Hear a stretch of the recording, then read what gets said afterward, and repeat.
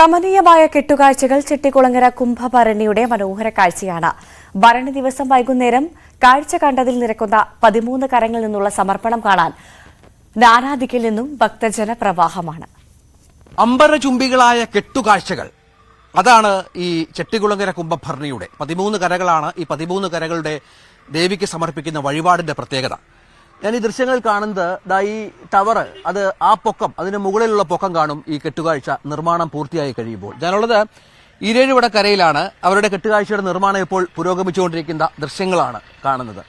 ഈ കാണുന്ന ഇതിന്റെ ഒരു മനുഷ്യനിർമ്മിതമാണ്. ഇതെല്ലാം യന്ത്രത്തിന്റെ സഹായങ്ങളൊന്നുമില്ല. ഈ കാണുന്ന പാടത്തുകൂടിയാണ് ഈ കെട്ടുകാഴ്ച ഇവിടെ നീണ്ട 1.5 കിലോമീറ്റർ അകലെയുള്ള കാഴ്ചക്കണ്ടത്തിലേക്ക് കൊണ്ടുപോകുന്നത്. അതെല്ലാം മനുഷ്യ സാധ്യമാണ്. മനുഷ്യന്റെ അധ്വാനത്തിലാണ് ഈ കെട്ടുകാഴ്ചകൾ ഒരുങ്ങുന്നതും ഇത് വലിച്ചുകൊണ്ട് അമ്പലത്തിലേക്ക് എത്തിക്കുന്നതും. ഇതൊക്കെ ഇതിന്റെ പ്രത്യേകത എള്ളുപാടങ്ങളായിരുന്നു, പരമ്പരാഗതമായുള്ള എള്ളുപാടങ്ങളായിരുന്നു. ഇപ്പോൾ എള്ളു കൃഷിയൊന്നുമില്ല. നമുക്കറിയാം, കാലത്തിന്റെ മാറ്റമനുസരിച്ച് ഈ കാര്യങ്ങൾക്കൊക്കെ വ്യത്യാസം വന്നിട്ടുണ്ട്. ഈ എള്ളുപാടത്തിലൂടെ വലിച്ച് മനുഷ്യർ തന്നെയാണ്, നമ്മൾ ആലോചിക്കണം, ഈ ഇത്ര വലിയ പൊക്കമുള്ള ഒരു തെങ്ങിന്റെ പൊക്കമുള്ള, കൊന്നത്തെങ്ങിന്റെ പൊക്കമുള്ള ഈ കെട്ടുകാഴ്ച ഇവിടെ നിന്ന് കിലോമീറ്ററുകൾ അകലെയുള്ള കാഴ്ചക്കണ്ടത്തിലേക്ക് എത്തിക്കുന്നത്. നയനമനോഹരമായ ദൃശ്യമാണ്, കാഴ്ചയാണ്. ഈ കെട്ടുകാഴ്ചകളുമായി ബന്ധപ്പെട്ട് ആ ദിവസം, കുംഭഭരണി ദിവസം ഉണ്ടാകും. അത് കാണാൻ ലക്ഷോപലക്ഷം ഭക്തജനങ്ങൾ അങ്ങോട്ടേക്ക് ഒഴുകിയെത്തും. ഈ പറഞ്ഞതുപോലെയുള്ള 13 നിർമ്മാണങ്ങൾ അവിടെ ഉണ്ടാകും. ഇത് ഒരു നിർമ്മാണം മാത്രമാണ്. നമുക്ക് മറ്റു സ്ഥലങ്ങളുടെ കാഴ്ചകളും കാണാം. നമുക്ക് അവരുടെ കൂടി അഭിപ്രായങ്ങളും ചോദിക്കാം ഇതിന്റെ പിന്നിലുള്ള ഒരു അധ്വാനത്തെക്കുറിച്ച്.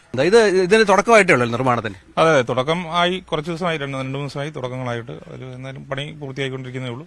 ഒരു പാതി വഴിയിലെത്തിയെന്ന് പറയാം. ഇതിൽ കുറെ കൂടെ ഈ പ്രഭട പോലെയുള്ള കുറെ കൂടെ ഭംഗിയുള്ള ഒരു ശാരത ഉണ്ടാകുന്ന രീതിയിലുള്ള സംഗതികളൊക്കെ ഉണ്ടാവും അല്ലെ?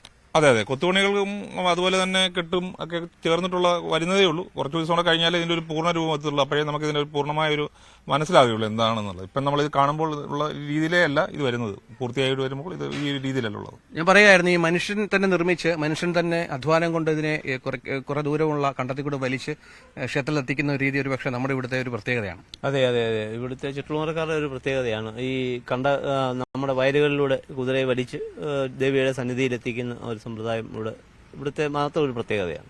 ഇത് എല്ലാം പൂർണ്ണമായും ഒരു സമർപ്പണമാണല്ലേ? കരക്കാരെല്ലാവരും ഈ സമയങ്ങളിൽ ഇവിടെ കാണണം, ഇത് പൂർത്തിയാക്കണം എന്നുള്ളത്. അതെ, എല്ലാവരും ഒരു അമ്മയ്ക്ക് വേണ്ടി നമ്മളെ കൊണ്ട് ചെയ്യാൻ പറ്റുന്ന ഒരു കർമ്മമാണിത്. ആ കർമ്മത്തിൽ എല്ലാവരും ഭാഗമാവുക എന്നുള്ളതാണ് ഇതിന്റെ മുഖ്യമായ ലക്ഷ്യം. ശരി, അതാണ് ഇതൊരു വഴിപാട് എന്നതിനപ്പുറം പരമ്പരാഗതമായി വർഷങ്ങളായി നിലനിൽക്കുന്ന പലവിധ രീതികളുടെ ഒരു ഭാഗം കൂടിയാണ് എന്നുള്ളതാണ് ഏറ്റവും പ്രധാനപ്പെട്ട പ്രത്യേകത. ഈ കുംഭഭരണി നാളിൽ ഇവിടെ നിന്ന് ഇത് വലിച്ച്, മനുഷ്യാധ്വാനം കൊണ്ട് വലിച്ച് ഈ കാഴ്ചക്കണ്ടത്തിൽ എത്തിക്കുന്നത് വരെ ഈ കരക്കാരുടെ അധ്വാനം അത് അതേ തരത്തിൽ തന്നെ നിലനിൽക്കുകയും ചെയ്യും. അതൊരു അനുഭൂതി നിറയുന്ന കാഴ്ചയാണ്. ലക്ഷോപലക്ഷം ജനങ്ങളാണ് കുംഭഭരണി നാളിൽ ചെട്ടികുളങ്ങരയിലേക്ക് ഒഴുകിയെത്തുന്നത്. കെട്ടുകാഴ്ചയുടെ ഒരുക്കങ്ങളൊക്കെ തുടങ്ങിയല്ലേ? ഒരുങ്ങി. ഞങ്ങള് ഇന്ന് കഞ്ഞിയുടെ ദിവസമാണ്. ഇന്ന് ഇവിടെ നമ്മുടെ ഉടല് കയറ്റുന്ന ദിവസമാണ്. നമുക്ക് പിന്നെ ഓരോ ദിവസം കഞ്ഞി അടക്കുന്ന ദിവസത്തിനനുസരിച്ച് പണി മുന്നോട്ട് പോകും. ഒരു പ്രത്യേകതയാണല്ലോ നമ്മുടെ ഇതിന്റെ ഒരു കലാരൂപത്തിന്റെ ഒക്കെ ഒരു, അതെങ്ങനെയാണ് ഇത് നമ്മുടെ ചെട്ടികുളങ്ങര കുംഭഭരണയോടനുബന്ധിച്ച് കെട്ടുകാഴ്ചയാണ്. നമ്മുടെ മറ്റമടക്കിന്റെ കെട്ടുകാഴ്ചയാണ് ഇത് ഭീമസേനാണ് നമ്മുടെ മറ്റമടക്കിന്റെ കെട്ടുകാഴ്ച. ഇത് ബഗന് ചോറും കൊണ്ടുപോകുന്ന ഭീമനെയാണ് നമ്മളിവിടെ ആവിഷ്കരിച്ചിരിക്കുന്നത്. ഇതെങ്ങനെയാണ് ചേട്ടാ ഇത് ഇതിന്റെ സങ്കല്പം എങ്ങനെയാണ്? ഇത് അദ്ദേഹം പറഞ്ഞ പോലെ ബഗന് ചോറുമായിട്ട് പോകുന്ന പോത്തിനെ കെട്ടിയ വണ്ടിയാണ്. 2 പോത്തിനെയും വരും.